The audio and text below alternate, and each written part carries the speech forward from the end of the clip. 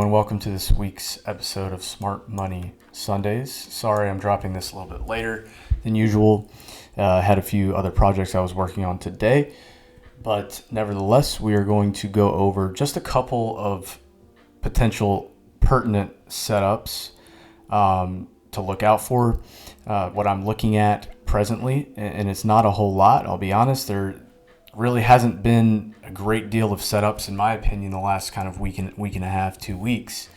And I think, a great deal of that has to do with quite a few of these pairs trading into higher time frame levels. So we could start to see some changes in sentiment in quite a few pairs in the near future. Okay, but we're going to go ahead and get into just a couple pieces of analysis that I want to share with you. Okay, first being CHF JPY. Now this one is interesting because I've been eyeing these old weekly relative equal highs for quite some time now as a potential target. Once price formed bullish structure heading to the upside, I had my eyes set on these levels here.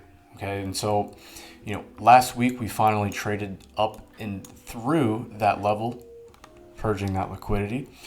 Okay, and so I wanted to see how price would react around this level. And as you can see here on the daily time frame, we had a very strong engulfing candlestick, okay, on the 17th of February.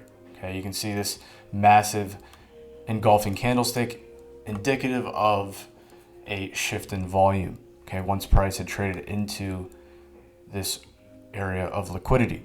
Okay, and so given this reaction, I think there is a strong potential that price trades back up into this candlestick, into this region of price, to account for that candle, and then head on down to take out relative equal lows to the downside. Okay, and so with this, what I'm looking at on this pair is quite simply a retracement into about 118.25, 118.15, as you can see here on the 15-minute time frame. This is that daily candlestick open for that candlestick that ran out liquidity. Okay, and so 118.158, 118.25, we can dig a little bit further. I would like to look for lower time frame distribution and rejection of this level to take this thing short for a swing trade down into relative equal lows on a lower time frame, 116.916, as well as the liquidity resting beneath these lows here at 116.20, 116. Okay, so I really like this potential setup. We would be running out this singular wick high from last week, which I would not classify this as structure. This is not a real retracement, simply a continuation pattern. Okay, so we could see that overall retracement, that pullback. I'd like to see that trading into these levels and then look to take this thing down. Okay, so that is CHF JPY. I'm really liking what I see from that. Another one is CAD JPY. Now, we took buys on CAD JPY on a live session a couple weeks ago at this level. Had about, I want to say 4 or 5 pip stop, depending on where you entered, and rode this thing all the way up 1 to 50. Okay, risk to reward on that one. Okay, and the overall target for this was 84, which we have not quite met. Okay, and the reason for that 84 target is the fact that price ran liquidity here, this massive daily candlestick, and then as you can see the reaction here. Okay, so I was looking at this region of price, and as you will note here, we have an old gap. Okay, we have an old gap here. And oftentimes what I see is when price trades back into prior significant gaps within the market, we often see a high level of sensitivity around those levels. Okay, so that was the reason for the trade on the buy side that I gave out. The target was 84. I was given this gap in the round number 84. Okay, now what I'd like to see potentially here is a schematic, a distribution in and around our higher time frame level, and then obviously confirmation with break of lower time frame structure to go ahead and look for shorting opportunities now potentially on this pair.